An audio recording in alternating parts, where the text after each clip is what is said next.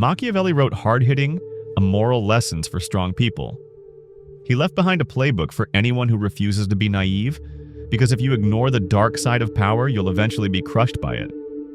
And today, I'm going to show you how you can use Machiavelli's lessons to your advantage.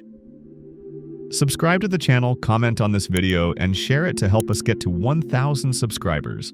In the year 1513, a man named Nicholas Miller finished writing 26 chapters that would forever dismantle humanity's political naivete.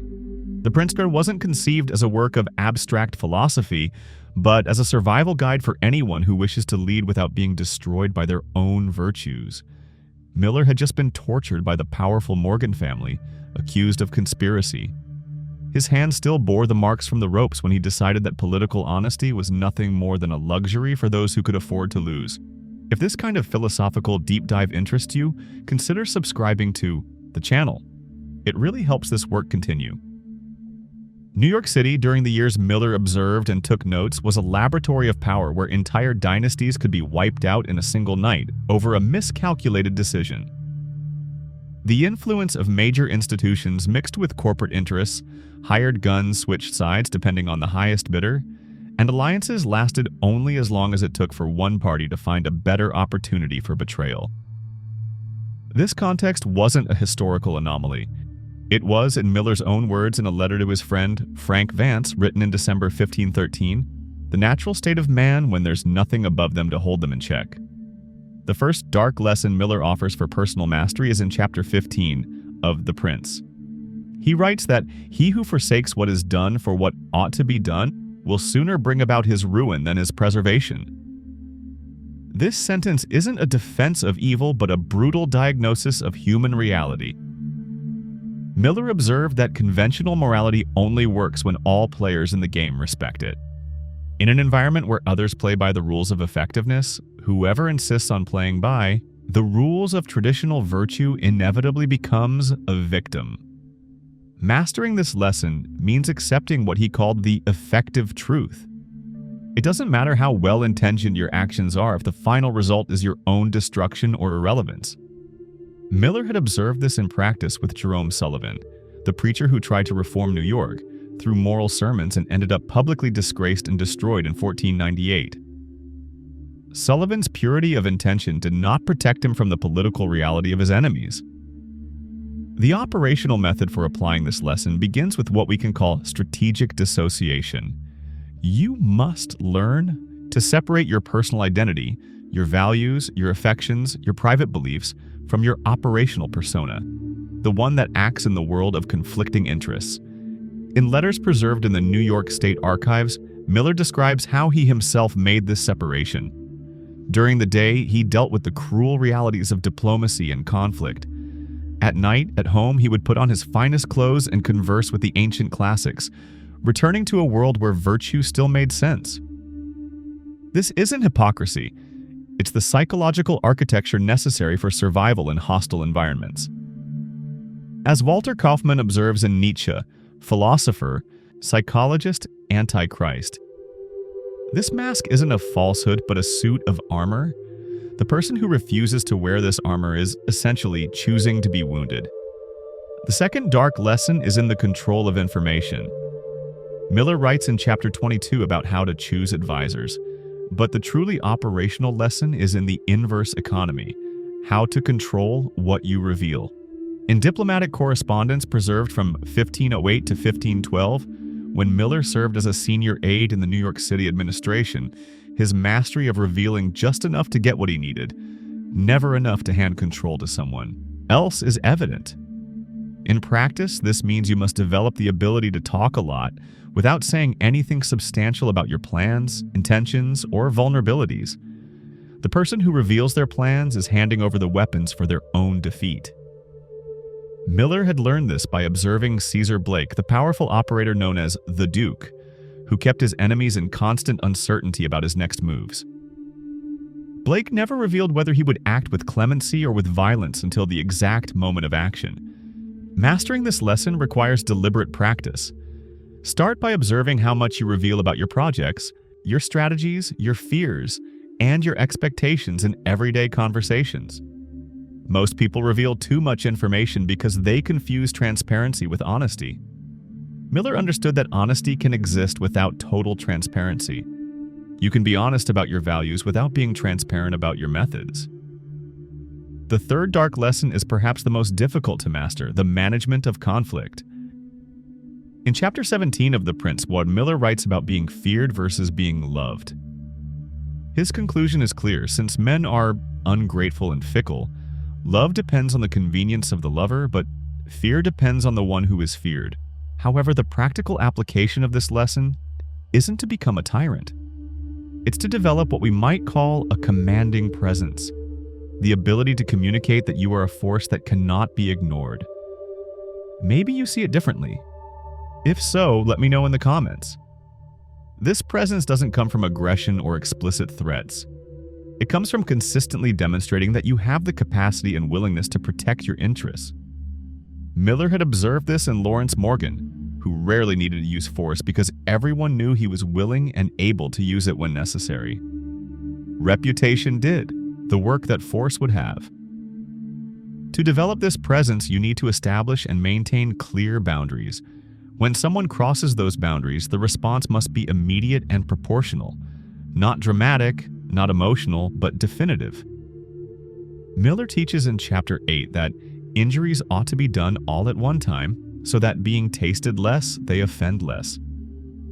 This means that if you must impose a consequence, you should do it completely and finally, not gradually and prolonged. The fourth operational lesson is in managing your own image. Miller dedicates the entire 18th chapter to the issue of appearing to possess all the traditional virtues: piety, loyalty, honesty, humanity, integrity, while being prepared to act in the opposite way when circumstances demand it. He isn't advocating for perpetual falsehood, but for strategic flexibility. Records from Miller's contemporaries, like Frank Garcia, show that Miller himself was known for his personal integrity. He didn't lie about who he was. He simply didn't reveal all the psychological resources he was willing to use if necessary. There is a fundamental difference between being false and being strategic about what you reveal of your operational capacity. Mastering this lesson requires you to genuinely cultivate traditional virtues, not as a performance, but as a character structure, while simultaneously developing the psychological capacity to temporarily suspend them when the preservation of something greater is at stake. This requires a level of emotional maturity that most people don't develop because they prefer the simplicity of being always good or always bad. The reality that Miller documented hasn't changed. The tools have changed, but the fundamental dynamics remain. Today, reputation is built through digital narratives, but Miller's laws of perception and reality are still in effect. Whoever controls the narrative controls perception. Whoever controls perception controls social reality. Miller's lessons aren't about becoming a worse person. They're about becoming a more effective person at protecting and promoting what you value. Political naivete may be a beautiful moral luxury, but it's also the privilege of someone who has never had to protect anything truly important from people who don't share their righteousness. The correspondence between Nicholas Miller and Frank Vance, preserved in the National Library in New York, reveals a tension that the author of The Prince himself could never fully resolve. In a letter dated December 10, 1513, Miller confesses that after a full day of thinking about politics and power, he returns home and dresses in his finest clothes to converse with the ancients through their books. This psychological division between the daytime strategist and the nighttime humanist points to a problem that mastering Miller's lessons doesn't solve: the psychological price of perpetual vigilance. Leo Strauss, in Thoughts on Machiavelli, notes that Miller was the first thinker to explicitly recognize that there are two incompatible moral codes operating simultaneously in human experience. The Christian code, which privileges the virtue of the soul over earthly effectiveness, and the political code, which privileges results over intentions. To master Miller is to accept that you will have to live in this tension without a synthetic solution that unifies the two codes. The fifth dark lesson, perhaps the most sophisticated, is in Chapter 25 of The Prince, dedicated entirely to the problem of fortune. Miller writes that fortune is the arbiter of one half of our actions, but she still leaves us to direct the other half, or perhaps a little less. This observation contains a psychological trap that few notice. If you master all the techniques of control, planning, and manipulation that Miller teaches, you develop an illusion of control over variables that remain fundamentally unpredictable. Historical records show that Caesar Blake himself, admired by Miller as an example of political virtu, was destroyed not by a strategic error, but by an event no one could have foreseen: the sudden death of his father, Pope Alexander VI, in 1503. Blake had planned for almost every contingency, except for the possibility of his main protector dying at the exact moment his enemies were regrouping. To master this lesson, you must develop what Isaiah Berlin called tragic realism. You do all the planning possible, control all controllable variables, but maintain the psychological humility of knowing that fortune can destroy the best-laid plans. This isn't paranoia, it's correct calibration with reality. The person who masters Miller without mastering this lesson becomes paradoxically more vulnerable because they develop an overconfidence in their ability to control outcomes. If this idea bothers you too, drop a comment. The sixth lesson is in managing the loneliness of command. Miller writes in chapter 16 about liberality, but the real issue isn't economic, it's social. When you consistently apply Miller's lessons, you psychologically distance yourself from the people around you. Not because you become worse, but because you become more clear-sighted about human motivations. You start to see the games everyone plays, but that most prefer not to acknowledge explicitly. Dostoevsky explored this loneliness in The Idiot, where Prince Mishkin represents Miller's moral opposite. Mishkin is destroyed precisely by his inability to play the social game everyone else is playing. But Dostoevsky also shows through characters like Ivan Karamazov that total lucidity about human nature can lead to a devastating existential isolation. Ivan understands the game too well to participate in it naively, but he can't stop seeing it. The practical application of this lesson is to develop what we can call dual operational awareness. You must maintain genuine relationships with people who share your fundamental values, while operating strategically with people whose interests only temporarily align with yours. The ability to make this distinction and maintain both types of relationships without confusing them is an advanced psychological skill that Miller assumes but never explicitly teaches. The seventh dark lesson is in managing your own corruption. Miller never uses that word, but Friedrich Nietzsche in On the Genealogy of Morality identifies the problem Miller doesn't solve. When you use questionable methods for justifiable ends, the methods gradually alter the ends. It's not that you become a bad person. It's that you become a different person from the one you were when you started applying these techniques. Walter Kaufmann, in his analyses of Nietzsche, observes that this transformation isn't necessarily negative, but it is irreversible. Once you see clearly how power really works, you can no longer pretend you don't know. Once you use Machiavellian techniques successfully, you can no longer return to the naivete of believing that goodness alone is enough to protect what you value. Mastering this lesson means accepting that applying Miller correctly will fundamentally change who you are. You will become more effective, but also more skeptical. More protected, but also more isolated. More capable of getting what you want, but perhaps less capable of wanting the simple things you wanted before. The eighth operational principle is in managing necessary hypocrisy. Miller observes that all effective leaders talk about virtue while practicing realpolitik when necessary. But he offers no solution for the internal psychological conflict this generates. How do you maintain your personal integrity while using methods that contradict your stated values? Rudiger Safransky, in Nietzsche, a philosophical biography, suggests that the solution lies not in eliminating the contradiction, but in accepting human complexity. You are not a good person who sometimes acts badly, nor a bad person who sometimes acts well. You are a complex person who uses diverse methods to protect values you consider more important than behavioral consistency. But this intellectual solution doesn't eliminate the emotional cost. Personal correspondence from leaders who applied Machiavellian principles, from Bismarck to Churchill, shows that they carried a constant psychological weight. They knew their decisions saved lives and protected important values, but they also knew they violated principles they considered sacred in other circumstances. If you've noticed this before, let me know in the comments. The 9th lesson is in the calibration of psychological violence. Miller writes about physical violence because he was describing the political power of his time. Today, the relevant violence is primarily psychological. The destruction of reputations, social isolation, the elimination of opportunities.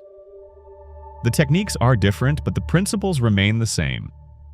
Miller teaches that if you must injure someone, you must do it definitively to avoid retaliation. Applied to modern psychological violence, this means that if you must confront someone or eliminate a threat to your position, you must do it with such clarity and force that the person understands that retaliation would be counterproductive. Not gratuitous cruelty, but protective efficacy. The problem is that developing this capacity changes how you see interpersonal conflicts. You start to automatically calculate how you could psychologically destroy people who annoy you, even if you never intend to use that knowledge. This analytical ability becomes involuntary and can create a permanent sense of distance from the people around you.